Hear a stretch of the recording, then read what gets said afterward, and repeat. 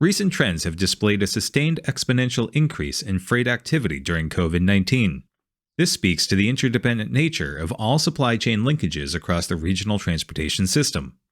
At its core, we as a region need to advance strategies and actions that reduce air pollution emissions from goods movement sources, while continuing to invest in our infrastructure and generate workforce opportunities to maintain the region's competitiveness and economic vitality. In thinking about all of the challenges brought about by the global supply chain, I find it interesting that a lot of the solutions are actually community solutions, local solutions. The economic benefits of the goods movement sector are huge. It's literally the lifeblood of our economy. If it stops, everything stops. We need to address an aging workforce and fill those gaps. We need to address skills gaps created by shifts in technology, transformational technologies. And then we need to look at a lot of the operational changes that will also require new skills. So these are mitigation strategies. We're going to need to look at truck electrification, the infrastructure related to that, the maintenance. We'll also need to look at fuel cell technology potentially, off-hour deliveries, rerouting, new ways of moving goods through communities, goods movement, infrastructure, and then of course, last mile solutions and some of the other really innovative last mile fulfillments. Funding sources in this area that have been beneficial are AB 617, Southern California Air Quality Management District, and the California Air Resources. So our role in goods movement also conditions us to pay attention to workforce development, given that goods movement accounts for about a third of the jobs in our region. We are particularly concerned about ensuring that we have a steady supply of talent. Do you have a staff that is trained to use it? And the desire to use data, for example, to better understand trends depends upon somebody who can mine it, who can assess it, and who can use it in predicting the future. We conduct interviews with our participants to ask about the barriers they see in breaking into the green workforce. And they cite three.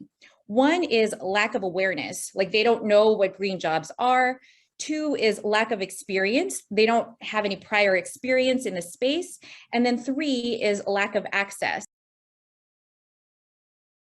I was given an opportunity to join the Lacey's electric vehicle hybrid course. This program taught me how motors work.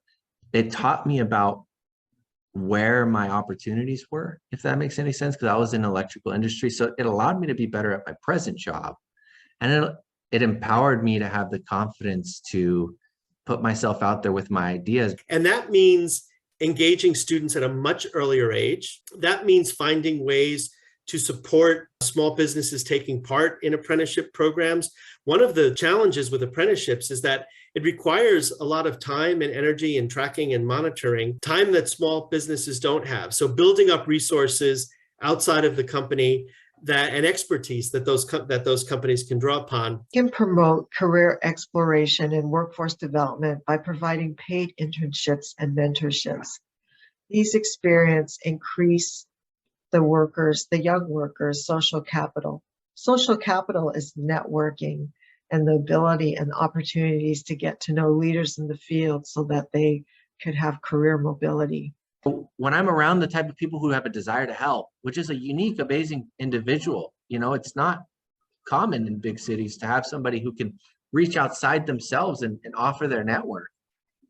Well, now it's like I have these job offers that give me this confidence to even just knock it out the park, just to know I have that option. If that's my passion, I could take it and I can run. There are a number of roadblocks that prevent underrepresented groups from gaining access and working in the green economy, for example.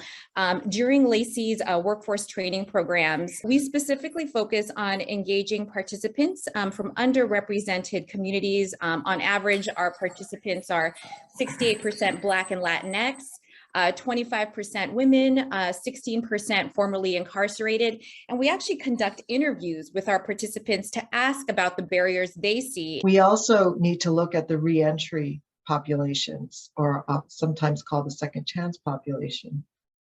The California State Department of Corrections and Rehabilitation has an extensive warehousing system, and many formerly incarcerated individuals have experience working in these warehouses.